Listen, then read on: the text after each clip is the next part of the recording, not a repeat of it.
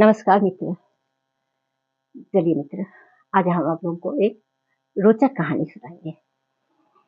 एक विद्वान थे जो कि काशी घूमने गए थे। बहुत पंडित भी थे, बहुत पढ़े लिखे थे, पंडित थे, विद्वान थे।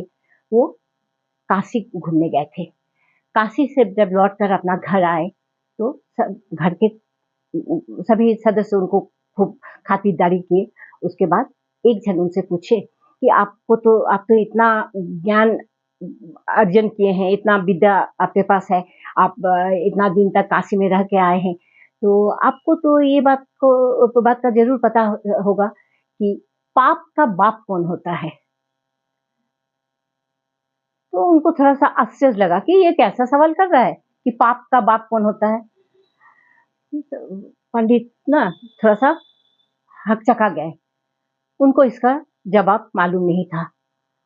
उनको खूब खराब लगा कि हम इतना पंडित होकर भी हम इस प्रश्न का जवाब देने नहीं सके। तो उन्होंने क्या किया, फिर लौटकर काशी चले गए कि उसका मतलब मेरा कहीं भी शिक्षा में अभी भी अधूरा है, जो कि हम सब कुछ नहीं जानते हैं।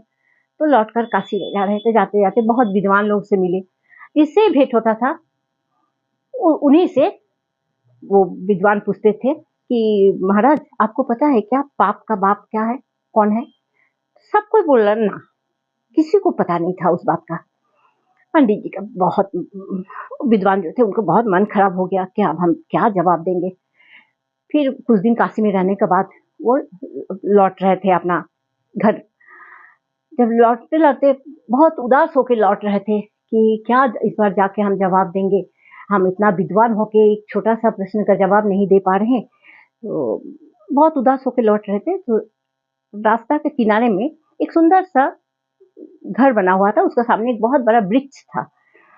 उस वृक्ष के नीचे बैठ के एक वेश्या बैठी हुई थी और उसके साथ उसका जो सहायता करने वाला जो है, उसका दाई समझी, वो वेश्या के साथ बैठा हुआ था।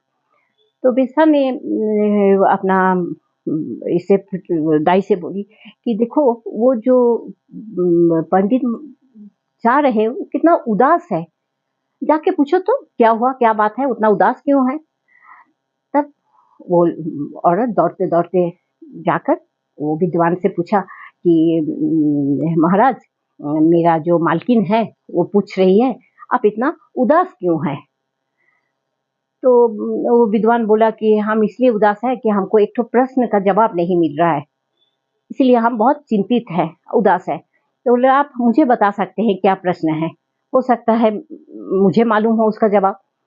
तो पंडित थोड़ा सा हंस कर बोले कि हम इतना विद्वान हैं, हमको मालूम नहीं, कितना विद्वान से पूछे, किसी को पता नहीं, तुम्हें पता है। बोले बोल के तो देखिए ना। तो वो वेश्या का जो दाई थे उसको पंडित बोले कि पाप का बाप क्या है, कौन है, इसे हमको जवाब चाहिए। तो सही में उसको भी मालूम नहीं था। वो दौड़ के आके अपना मालकिन जो वेश्या थी उसको बताया कि मालकिन ऐसा ऐसा, वो पंडित को एक तो प्रश्न का जवाब नहीं मिल रहा है कि पाप का बाप कौन है, तो इसीलिए वो उतना चिंतित है। तो वेश्या ने बोली कि ये कौन सा बड़ा चीज है, इसका जवाब तो हम जानते हैं, तुम बुला के ले आओ, वो विद्वान को तुम बुला के ले आओ मेरा यहाँ। बुला के ले आए, घर में ले गई, अपना घर में ले जाकर बहुत उसको खातिरदारी किए। बोले आपको इस प्रश्न के जवाब के लिए मेरे यहाँ आपको कुछ दिन ठहरना होगा।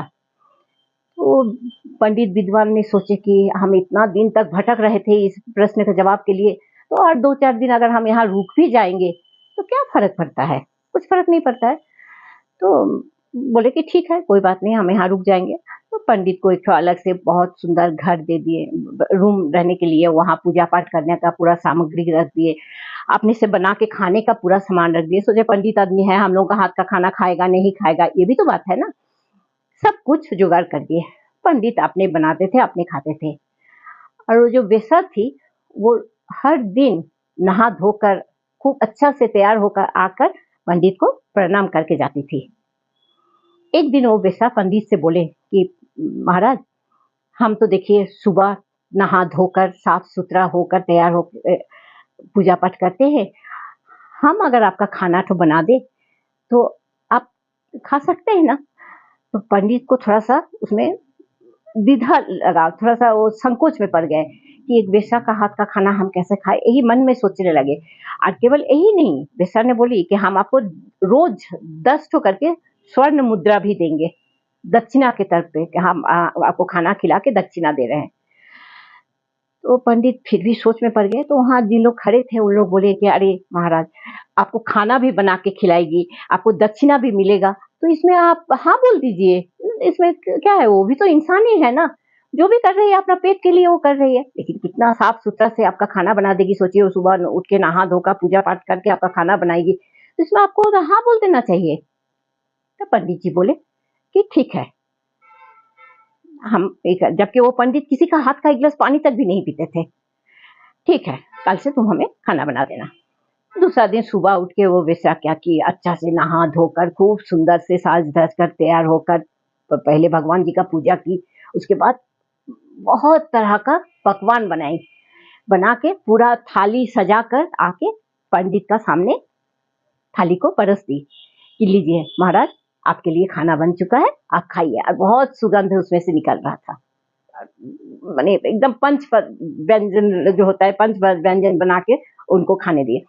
पंडित जी बैठ के खाने के लिए जैसे ही थाली में हाथ डालने गए, वो वेश्या जो थी थाली को हटा ली। पंडित जी बोले ये क्या बदतमीजी है, हम खाना खाने जा रहे हैं, तुम अभी मेरे सामने से थाली हटा ली। बोल रहे हाँ, इसलिए हटा लिए कि आप अपना प्रश्न का जवाब खोज रहे थे ना, यही आपका प्रश्न का जवाब है। आप दूसरे का हाथ से एक गिलास पानी नहीं पीते हैं, और जैसे ही आपको स्वर्ण मुद्रा मिलने का बात आप सुन लिए, तो आप, हम एक वेश्या है, मेरा हाथ से आप बना हुआ खाना खाने जा रहे हैं। आपका जो सवाल था उसका जवाब यही है, यही होता है पाप का बाप।